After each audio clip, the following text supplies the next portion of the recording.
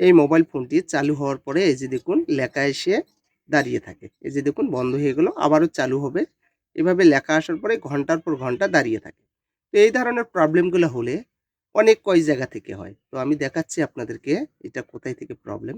যেমন আমরা একটা ধারণা করতে পারি যে এই ধরনের প্রবলেমগুলো হলে বা এই ধরনের লেখা এসে যদি দাঁড়িয়ে থাকে, তাহলে আমরা কয়েকটা জায়গা থেকে এই লক্ষণগুলো খুঁজে বের করতে পারি। যেমন থাম্বনেল রেজিস্টার থেকে হয়, ব্যাটারি থেকে হয় এবং সিপিইউ আইসি থেকে হয়, এমএমসি আইসি থেকেও হয়। অনেক কয় জায়গার থেকে এই ধরনের প্রবলেমগুলো হয়ে থাকে। আরও আছে অনেকগুলো জায়গা। তো এই ধরনের প্রবলেমগুলা আমরা কিভাবে সমাধান করব সেটা আমি দেখব। এই যে দেখুন আমি সেটটাকে খুলে নিচ্ছি। খুলে নেওয়ার পরে আমি সর্বপ্রথমে যে কাজটা করব সেটা আমি দেখাচ্ছি আপনাদেরকে। এই মোবাইল ফোনটিতে আমি এর আগেও কাজ করেছিলাম। তো এই ফোনটিতে যদি এই ধরনের লগো হ্যাং এসে থাকে, এটা হচ্ছে Y11। Y11 যে মোবাইল ফোনগুলো আছে, এই ধরনের যদি লেখা এসে দাঁড়িয়ে থাকে, তাহলে কোথায় থেকে কাজ করবেন সেটা আমি দেখাচ্ছি আপনাদেরকে। এই যে দেখুন আমি ব্যাটারি লাইনটা খুলে নিলাম। নেওয়ার পরে এই যে দেখুন এই ধরনের যে কম্পোনেন্টগুলো পাওয়া যায়, এগুলো বাজারে অনেকগুলো কম্পোনেন্ট এসে গেছে এই ধরনের। আমরা ফিউজ হিসেবেও ধরে নিই এগুলো। তো এই ধরনের যে কম্পোনেন্টগুলো আছে এগুলো আপনারা চেঞ্জ করে দেবেন। তো অনেকে আছে যে ব্যাটারির লাইনটা খুলে ডাইরেক্ট করে দেয়। কিন্তু ডাইরেক্ট করে দিলে হবে কি ব্যাটারিটা কয়েকদিন পরে ফুলে যাবে।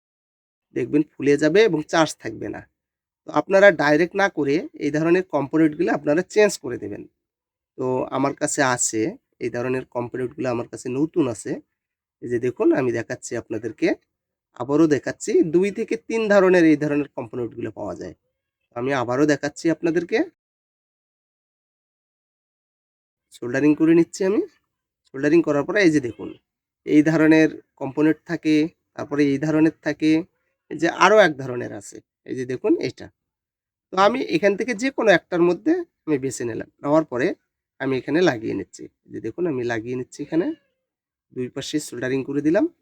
দেওয়ার পরে এখন আমি ব্যাটারিটা সেটিং করব।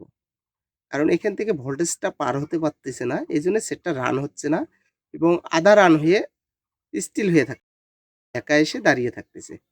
এই যে দেখুন আমি সেটটাকে চালু করার পরে আমি দেখাবো যে সম্পূর্ণ রান হয় কিনা। আমি সেটটাকে চালু করব।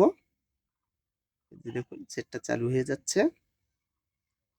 আবারও চাপ দেবো, এই যে চালু হয়ে গেছে। চালু হয়ে গেছে যেহেতু প্রবলেম এই ধরনের লেখা এসে দাঁড়িয়ে থাকে।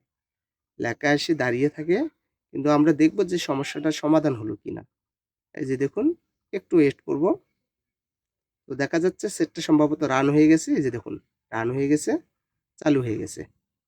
প্যাটার্ন লক আছে। আমাদেরকে প্যাটার্ন লকটা খুলতে হবে। এই যে দেখুন সেটটা রান হয়ে গেছে। আমরা হোম স্ক্রিনে চলে আসছি।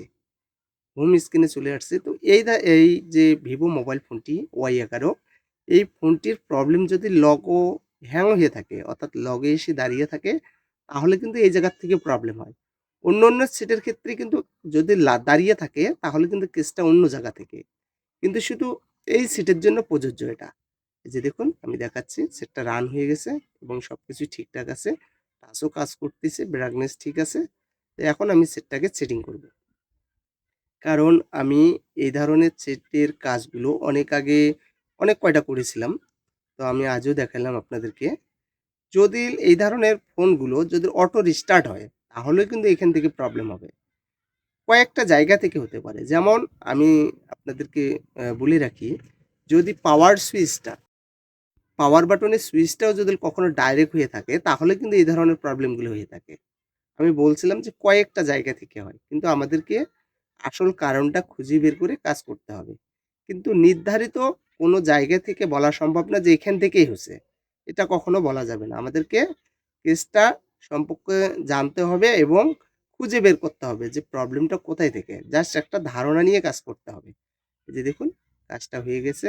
সেটিং করে দিলাম আমি সেটটা। সম্পূর্ণ ওকে হয়ে গেছে এটা।